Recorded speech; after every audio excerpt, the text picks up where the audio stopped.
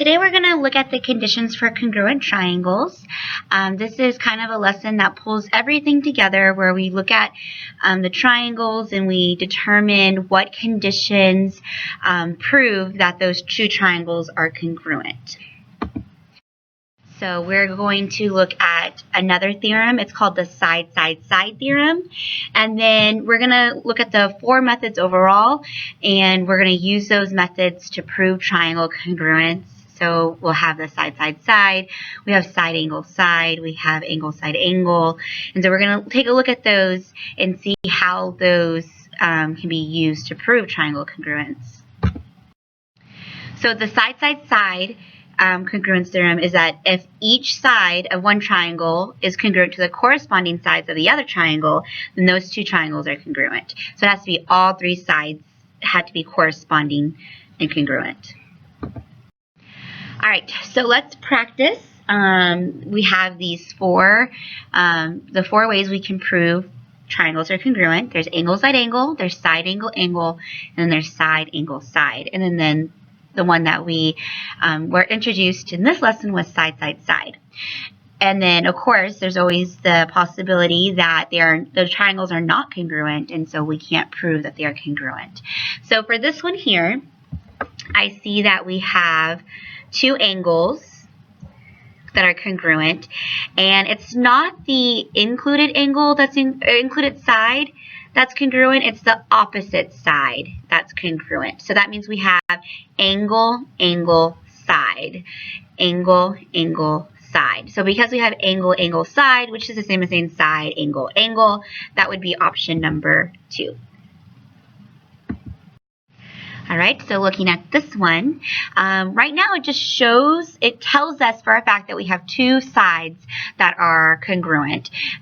We have the side here and then we have the side here. But there is a hidden congruence angle here, because if you look at this angle and this angle, these are vertical angles. And we know that vertical angles are also congruent, which means that we have a side, angle, side. We have an included angle. So we have side, angle, side, which is option number 3.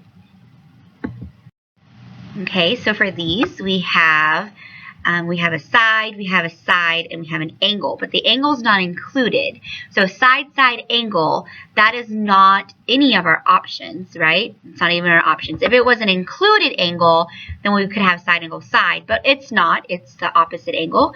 So that means that these triangles are not congruent. Okay, so for this one, it tells us that we have corresponding congruent sides, and all three of them are congruent, which means that it is side, side, side.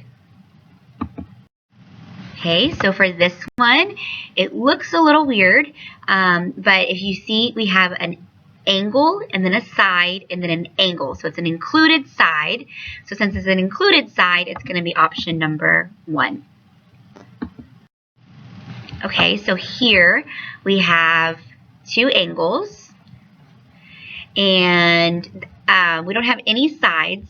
We do have vertical angles here, so we have angle, angle, angle, but angle, angle, angle, that is not a congruence possibility. Like that does, angle, angle, angle does not prove congruency. Like that doesn't prove that they're congruent, which kind of makes sense because if you look at these two triangles, they don't look congruent. They look at different sizes, and so it's none of these. Okay, so for this one, all it shows us is an angle and a side. All it shows is an angle and a side. There is actually a hidden congruence because they share this side here. So that's actually another side that is congruent. So we have side, side, angle. The angle is not included. So we just have side, side, angle, which is not any of those options. So it's none of these. All right, last one. So for this one, we have angle, angle, side. The side is not an included side, it's the opposite side. So we have angle, angle, side, or side, angle, angle, which is going to be option number 2. All right, go ahead and try some problems on your own.